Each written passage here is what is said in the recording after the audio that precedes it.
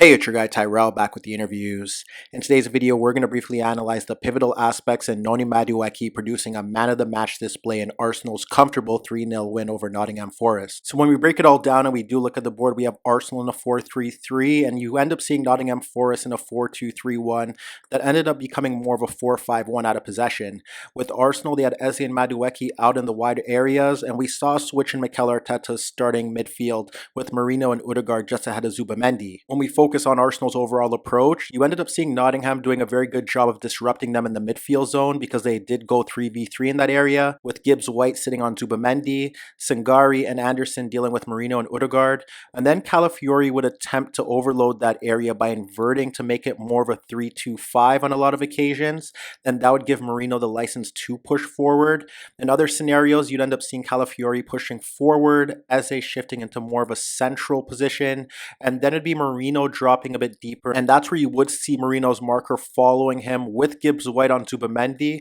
and then Odegaard in just a bit of a higher position ahead of Anderson, while Gabriel and Timber operated as wide center backs. With Calafiori shifting in towards that midfield zone and inverting, like I said, Marino could push forward, he would drag away the wide player, and that would create an avenue for Eze to receive the ball on the touchline, and it would help Arsenal bypass that Nottingham midfield as they were overloading central areas. And because they had 3v1 in those zones, at times Gibbs White would have to push forward or they'd need another player to step in towards those zones. And that would allow Arsenal's midfield runners to push into space and receive the ball freely. In many ways, when you focus on this 3-2-5, what you end up seeing was that in these scenarios, Gabriel and Timber were the catalyst in terms of building out of the back, because with Calafiori dragging the wide player into central areas, Gabriel could be the outlet for Eze, and then Timber would pull in Hudson-Odoi towards him, and in those scenarios he could simply play the ball around him to get Madueke in 1v1s.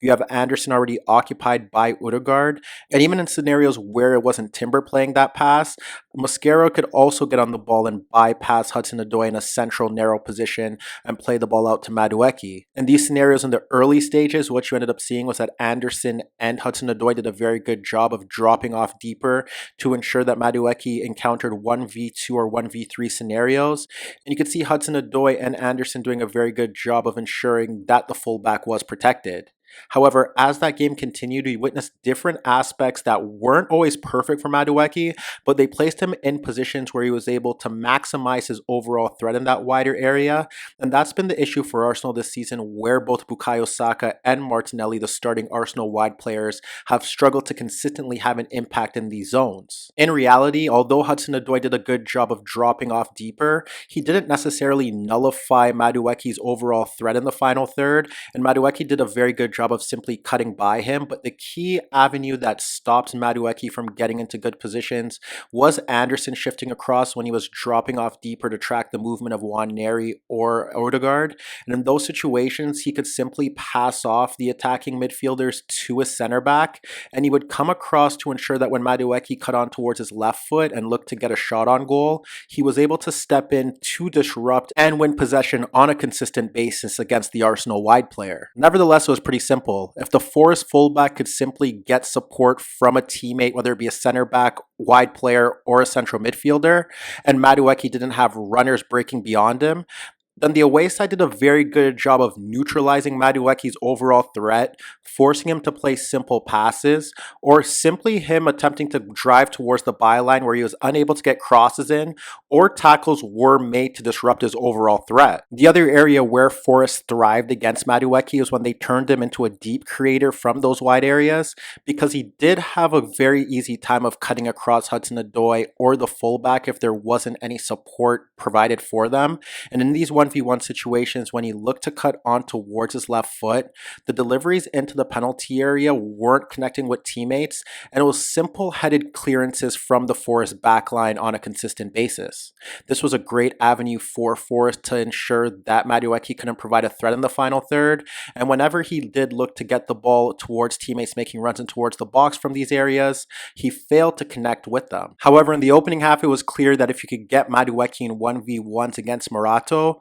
All he simply had to do was carry the ball towards the outside of the fullback, and he would do a very good job of cutting across him. And in those scenarios, one issue would be was that the cross in towards the penalty area wouldn't meet the Arsenal runners. And the second alternative was that although he did a very good job of beating the fullback, when he dragged the ball towards the byline and he connected with his teammates, they simply couldn't make the difference in and around the 6-yard area. One of the positives that we did witness for Arsenal in this scenario was that with Madueke in those wider areas, he did a very good job of connecting with Gyokeres in and around the penalty area. And ultimately here, it was simply Gyokeres who couldn't execute when he received the ball in those zones. There was a time where you ended up seeing Madueke in more of a 1v1 playing the ball around his defender in towards Gyokeres, but the center back did a very good job of tracking that movement to deny a pullback across the 6-yard area. And then in the second half, probably his best opportunity stemmed with Madueke dragging 3 Forest defenders towards him,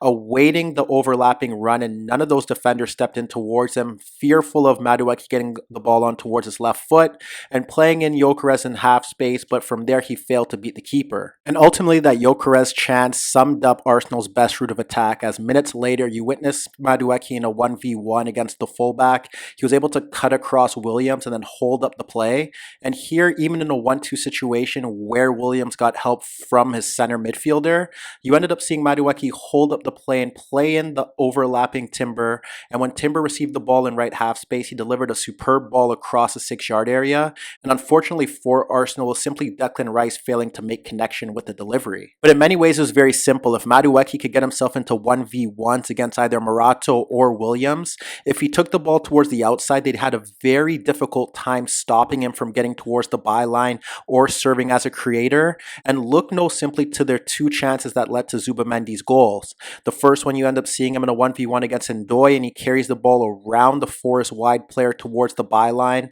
and he pulls the ball back for Timber, and it was simply a latch-stitch tackle that forced the corner. And then in the build-up for Zubimendi's second goal, he's in a 1v1 isolating Williams out in the right channel, and he simply breezes by him and forces Williams to make a tackle that led to a booking as well. So as you can see, this was a pretty straightforward result for Arsenal to sustain their early title credentials, with Madueke being the catalyst behind their best opportunities, which provides Mikel Arteta relief for Bukayo Saka's absence and may begin to present issues for his team selection moving forward.